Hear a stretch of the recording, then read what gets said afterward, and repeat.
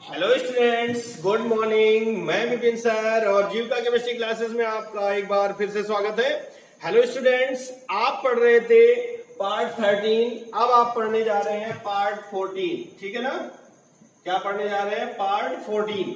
Part 14 में topic वही है जो 13 में था कि संपर्क विधि द्वारा H2SO4 का निर्माण। क्या पढ़ रहे हैं? संपर्क विधि द्वारा H2SO4 का निर्माण। टॉपिक आपका वही का वही है और आपने 6 नंबर तक का पिछले वीडियो में आपने पढ़ लिया था।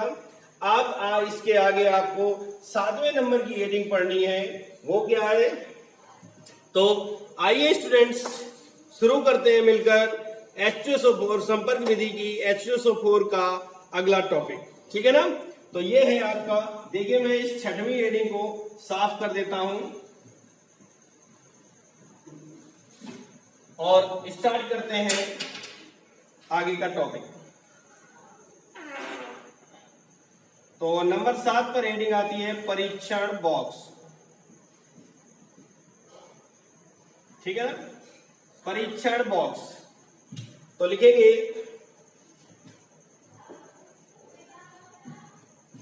यहां पर मिश्रण की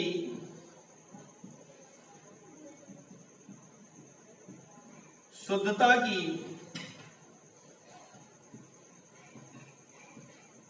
जांच की जाती है। पूर्णतया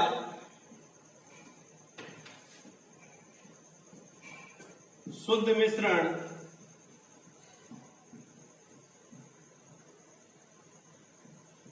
पारदर्शी होता है। ठीक है ना? क्या है भैया कि परीक्षण बॉक्स में यहां पर मिश्रण की प्योरिटी को ज्ञात किया जाता है कि हमारा जो मिश्रण शुद्ध है या नहीं। अभी आपने यहां पर पढ़ा था कि आर्सेनिक शोधक कक्ष में फेरिक हाइड्रोक्साइड अशुद्धियों को दूर कर देता है। कुछ अशुद्धियां धावन कक्ष से हुई थी, धूल कक्ष से धूल हटा था। इस तरह से हम यहां पर चेक करते हैं कि प्रकाश किरणों को डालते हैं, जिससे कि अगर हमारा मिश्रण शुद्ध है तो पूर्णतया पारदर्शी होगा, अर्थात यहाँ पर कुछ भी दिखाई नहीं देगा। लेकिन अगर उसमें थोड़ी बहुत त्रुटि है, अशुद्धियां हैं, तो वो शाइनिंग करेंगी, चमकेंगी। ठीक है ना? अगली हेडिंग आपकी शुरू होती है संपर्क कक्ष। तो मैं इसको साफ कर देता हूं। नंबर 8 पर हेडिंग है आपकी संपर्क कक्ष। ठीक है ना? ये है हमारा संपर्क कक्ष। इसमें क्या लिखेंगे?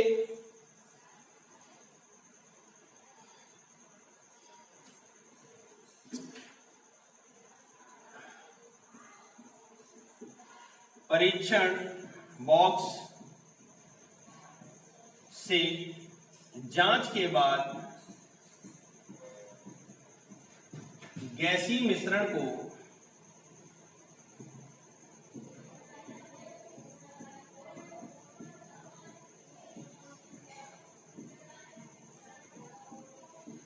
संपर्क कक्ष में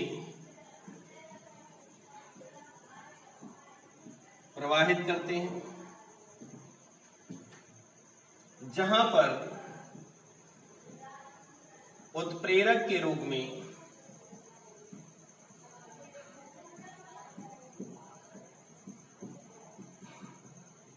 V2O5, इसका नाम होता है वैनेडियम पेंटाऑक्साइड, V2O5 रखा होता है।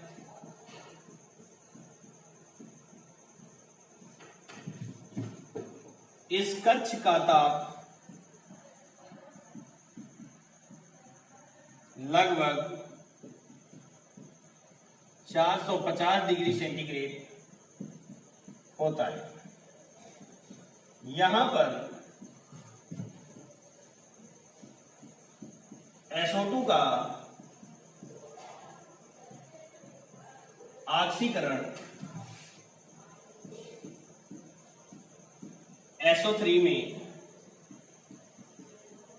हो जाता है। यानी आपका जो समीकरण बनेगा वो ये होगा कि 2SO2 प्लस O2 और ये बन जाएगा 2SO3। उत्प्रेरक का काम करेगा V2O5। ठीक है ना। तो अब चलते हैं यहां पर एक बार देखते हैं संपर्क कक्ष, परीक्षण कक्ष, ये लिखा हुआ है परीक्षण बॉक्स, यानी यहाँ पर टेस्टिंग के पश्चात कह रहा है, यानी जांच के बाद जो गैसीय मिश्रण आता है उसे संपर्क कक्ष में प्रवाहित करते हैं। कहां पर भेजते हैं?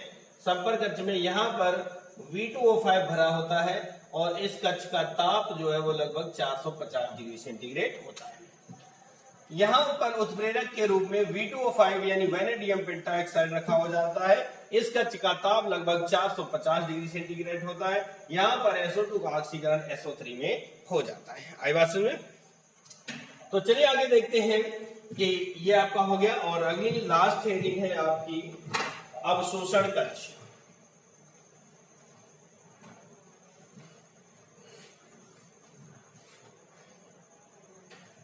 अगली हेडिंग है नंबर 9 पर अवशोषण कक्ष।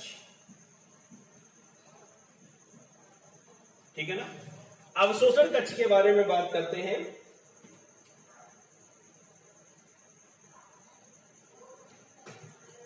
तो यह होगा कि संपर्क कक्ष से प्राप्त गैसीय मिश्रण को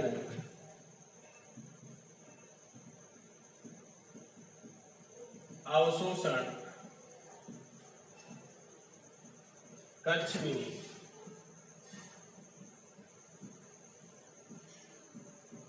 प्रवाहित करते हैं।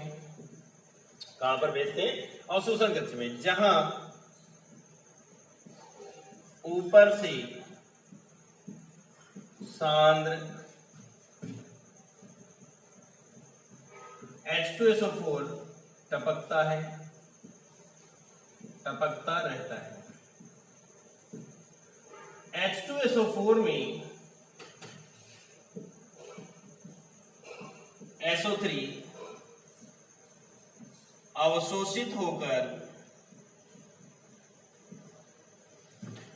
ओलियम बनाती है।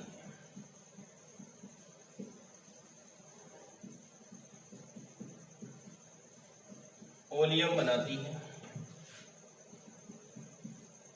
ओलियम में जल मिलाकर, ओलियम में जल मिलाकर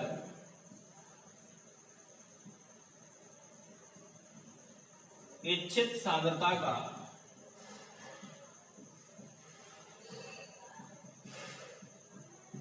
H2SO4 प्राप्त कर लेते हैं। ठीक है ना? यानी आपका जो समीकरण है वो ये बनता है कि SO3 और H2SO4 आपस में क्रिया करेंगे और बना देंगे H2S2O7। ये आपका ओलियम है। ठीक है ना? क्या है? ओलियम। ओलियम में हमें मिलाना है H2S2O7 प्लस H2O। जितना जल मिलाएंगे उसी तरह उसी सांद्रता का हमें H2SO4 प्राप्त हो जाएगा। ठीक है ना? तो इसको एक बार समझ लेते हैं कि संपर्क कक्ष से प्राप्त, यहां से प्राप्त गैसीय मिश्रण को अवशोषण कक्ष में भेजते हैं, जहां पर ऊपर से सांद्र H2SO4 टपकता रहता है। जो SO3 यहां पर आई थी, उस SO3 में H2SO4 एब्जॉर्ब हो जाता है, अवशोषित हो जाता है और ओलियम बनाता है। क्या बनाता है? ओलियम। ओलियम बनाता है। ओलियम में जल मिलाकर इच्छित सांद्रता का H2SO4 प्राप्त कर लेते हैं। ठीक है ना? तो इस तरह से आपका ये क्रिया विधि का वर्णन समाप्त होता है। और अब मैं आपको इस वीडियो में एक बार फिर से इस पूरे डायग्राम यानी क्रिया विधि का वर्णन करवा देता हूं, समझा देता हूं, जिससे कि आपको याद हो जाए। पर आपको क्या करना है, आपने जो नोट्स बनाए हैं उनको अपने सामने रखिए और आपको ये टॉपिक तैयार हो जाएगा। पहली हेडिंग आती है क्रिया विधि में पायराइट बर्नर। क्या लिख सकते हैं यहां पर कि यहां पर सर्वप्रथम सल्फर को, क्या लिखेंगे, दोहरा लीजिएगा मेरे साथ। यहां पर सर्वप्रथम सल्फर को वायु के साथ जलाकर SO2 प्राप्त कर लेते हैं। यहां पर सल्फर को वायु के साथ जलाकर SO2 प्राप्त कर लेते हैं। नंबर 2 पर आपकी हेडिंग आती है शीतलन। क्या हेडिंग आती है? शीतलन। तो आपने इसमें लिखा है कि पायराइट बर्नर से प्राप्त गैसीय मिश्रण को शीतलक में प्रवाहित कर ठंडा कर लेते हैं, यानी जो टेम्परेचर ज्यादा होता है गैसीय मिश्रण को, उसको शीतलक में प्रवाहित करके थोड़ा सा कूल कर लेते हैं, ठंडा कर लेते हैं। अगली हेडिंग आपकी शुरू होती है धूल कक्ष, है ना। तो धूल कक्ष में आपने लिखा कि शीतलक से प्राप्त गैसीय मिश्रण, जैसा कि डायग्राम दिख रहा है, शीतलक से प्राप्त गैसीय मिश्रण को धूल कक्ष में प्रवाहित करते हैं। शीतलक से प्राप्त गैसीय मिश्रण को धूल कक्ष में प्रवाहित करते हैं, जहां ऊपर से भाप आती है। भाप में जो धूल के कण होते हैं यानी मिट्टी वगैरह, वो नमी को एब्जॉर्ब करते हैं और थोड़ा सा भारी हो जाएंगे। भारी होने के पश्चात वो क्या होंगे, कक्ष पर नीचे बैठ जाएंगे। तो लिखेंगे क्या कि शीतलक से प्राप्त गैसीय मिश्रण को धूल कक्ष में प्रवाहित करते हैं, जहां ऊपर से भाप टपकती है। भाप में धूल के कण अवशोषित होकर नीचे बैठ जाते हैं। तो ये आपकी 3 हेडिंगों का वर्णन कंप्लीट हुआ। आगे चलते हैं, अगली हेडिंग है जो है आपकी, वो क्या है कि अगली हेडिंग जो आपकी है वो है धावन कक्ष। क्या है भैया, धावन कक्ष। तो धावन कक्ष में क्या लिखा है आपने कि धूल कक्ष से प्राप्त गैसीय मिश्रण को, धूल कक्ष से प्राप्त गैसीय मिश्रण को धावन कक्ष में प्रवाहित करते हैं। फिर से एक बार, धूल कक्ष से प्राप्त गैसीय मिश्रण को धावन कक्ष में प्रवाहित करते हैं, जहां ऊपर से जल टपकता रहता है, जहां ऊपर से जल टपकता रहता है। ऊपर से आ रहा जल नीचे से जा रहे गैसीय मिश्रण में को अच्छी प्रकार से धोता है और जल में विलेय अशुद्धियां जो होती हैं वो दूर हो जाती हैं, समाप्त हो जाती हैं। यानी जो जल में विलेय अशुद्धियां होती हैं वो सब क्या होंगी, सब नीचे बैठ जाएंगी। आई बात समझ में, है ना। तो जल में जितनी घुलनशील अशुद्धियां होती हैं वो सब नीचे बैठ जाएंगी और हमारा जो मिश्रण है वो धावन कक्ष में शुद्ध हो जाएगा, लेकिन थोड़ा सा जल मिलने से वो नम हो जाता है, यानी गीला हो जाता है। ठीक है ना। अब चूंकि नम हो गया है तो उसके आगे क्या करना है, अगली हेडिंग आपकी आती है शुष्कन कक्ष। क्या आती है, शुष्कन कक्ष आती है अगली हेडिंग। तो शुष्कन कक्ष में आपने क्या लिखा कि धावन कक्ष से प्राप्त गैसीय मिश्रण को, धावन कक्ष से प्राप्त गैसीय मिश्रण को शुष्कन कक्ष में प्रवाहित करते हैं। शुष्कन नाम ही है, शुष्कन, शुष्क माने ड्राई करना, यानी सुखाने का काम करता है। किसको सुखाएगा, गैसीय मिश्रण को, है ना। तो लिखेंगे क्या कि धावन कक्ष से प्राप्त गैसीय मिश्रण को शुष्कन कक्ष में प्रवाहित करते हैं। ठीक है ना। धावन कक्ष से प्राप्त गैसीय मिश्रण को शुष्कन कक्ष में प्रवाहित करते हैं, जहां ऊपर से सांद्र H2SO4 टपकता रहता है। क्या आता है, सांद्र H2SO4 आता है, जो कि सांद्र H2SO4 जो है वो मिश्रण की नमी को अपने अंदर अवशोषित कर लेता है, एब्जॉर्ब कर लेता है, अर्थात मिश्रण की नमी को खत्म कर देता है और हमारा जो मिश्रण है जो धावन कक्ष में नम हुआ था, गीला हुआ था, अब वो शुष्क हो जाता है, यानी सूखा हो जाता है। ठीक है ना, शुष्क हो जाता है। इसके बाद में जब आपका ये नमी शुष्क हो जाता है, ठीक है, देखो H2SO4 जो होता है उसे निर्जली कारक के रूप में भी जानते हैं। ठीक है ना, ये समझाने वाली बात है, याद करना नहीं है, इस टॉपिक में लिखना नहीं। H2SO4 जो है हमारा वो निर्जली कारक के रूप में होता है, अर्थात किसी भी पदार्थ से नमी को समाप्त कर सकता है। ठीक है ना। तो शुष्कन कक्ष के बाद अगली हेडिंग हमारी शुरू होती है आर्सेनिक शोधक कक्ष। क्या शुरू होती है, आर्सेनिक शोधक कक्ष। ठीक है ना। तो यहां पर क्या लिखेंगे, देखिए आप डायग्राम में, यहां पर FeOH का होल थ्राइस यानी कि फेरिक हाइड्रोक्साइड रखा होता है। क्या रखा होता है, फेरिक हाइड्रोक्साइड। तो लिख सकते हैं कि शुष्कन कक्ष से प्राप्त गैसीय मिश्रण, देखिए यहां से आ रहा है, शुष्कन कक्ष से प्राप्त गैसीय मिश्रण को, शुष्कन कक्ष से प्राप्त गैसीय मिश्रण को आर्सेनिक शोधक कक्ष में प्रवाहित करते हैं। शुष्कन कक्ष से प्राप्त गैसीय मिश्रण को आर्सेनिक शोधक कक्ष में प्रवाहित करते हैं, जहां पर फेरिक हाइड्रोक्साइड,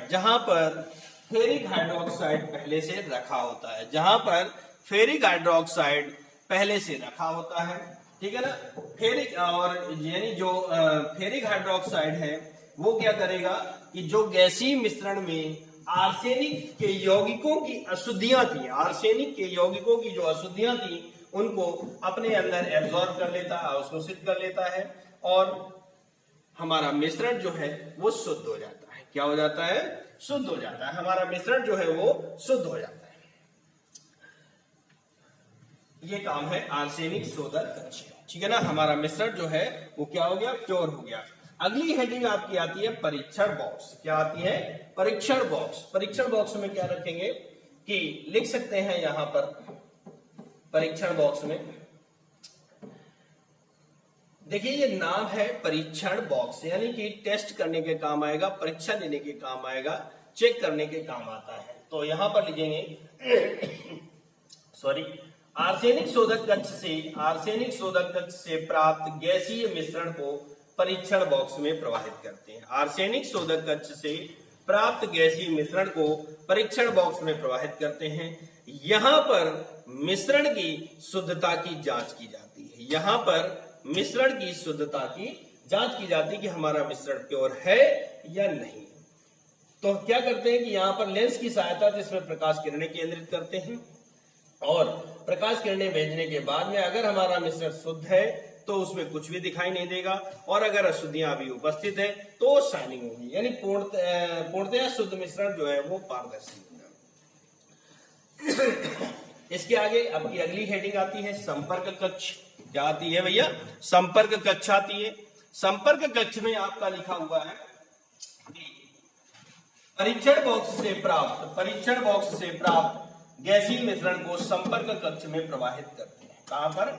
संपर्क कक्ष में प्रवाहित करते हैं, जहां पर V2O5 रखा होता है। V2O5 उत्प्रेरक के रूप में होता है। इस कक्ष का ताप 450 डिग्री सेंटीग्रेड के लगभग होता है। इस कक्ष का ताप 450 डिग्री सेंटीग्रेड के लगभग होता है। यहां पर जो SO2 का गैसीय मिश्रण इतनी दूर से आता हुआ चलता हुआ पहुंचा था, यहां पर SO2 का मिश्रण का SO2 का ऑक्सीकरण SO3 में हो जाता है। काय में हो जाता है? SO3 में हो जाता है। और जो SO3 हमें मिलती है वो यहां से होते हुए अवशोषण कक्ष में प्रवाहित कर देते हैं, ठीक है ना। ये लिखी हुई है हेडिंग लास्ट वाली। तो नंबर 9 की हेडिंग है अवशोषण कक्ष। क्या लिखा है इसमें कि संपर्क कक्ष से प्राप्त गैसीय मिश्रण को अवशोषण कक्ष में प्रवाहित करते हैं। संपर्क कक्ष से प्राप्त गैसीय मिश्रण को अवशोषण कक्ष में प्रवाहित करते हैं, जहां ऊपर से सांद्र H2SO4 टपकता रहता है, ठीक है ना। ऊपर से आ रहा सांद्र H2SO4 नीचे से जा रही SO3 से भली भांति क्रिया करता है, यानी ठीक प्रकार से क्रिया करता है और वो ओलियम बनाता है। क्या बनाता है? ओलियम बनाता है, अर्थात H2S2O7 बनाता है, जिसका नाम है ओलियम। अब ओलियम में जल मिलाते हैं। जल हम आवश्यकता अनुसार मिलाएंगे, जितनी हमें आवश्यकता होगी, ठीक है ना। तो ओलियम में जल मिलाकर हम इच्छित सांद्रता का H2SO4 प्राप्त कर लेते हैं। इस प्रकार बेटा आज के इस पार्ट 14 में आपका सल्फ्यूरिक अम्ल का निर्माण पूरा होता है और पार्ट जो 15 आएगा वो H2SO4 के भौतिक गुण, रासायनिक गुण और उसके उपयोग का आएगा, ठीक है ना। तब तक आप इसकी विधियों का वर्णन कीजिए, तैयार कीजिए, नोट्स बनाइए, ठीक है ना, और अपनी अच्छी से अच्छी तैयारी कीजिए, ठीक है। मिलते हैं आपको अगले वीडियो में, तब तक के लिए जय हिंद, जय भारत। और अगर वीडियो पसंद आए तो लाइक करें, शेयर करें, और चैनल में नए हैं तो चैनल को सब्सक्राइब करें, बेल आइकन को प्रेस करें, जिससे कि आपके पास सारे वीडियोस के नोटिफिकेशन बड़ी आसानी से पहुंचे। ओके, थैंक यू, जय हिंद।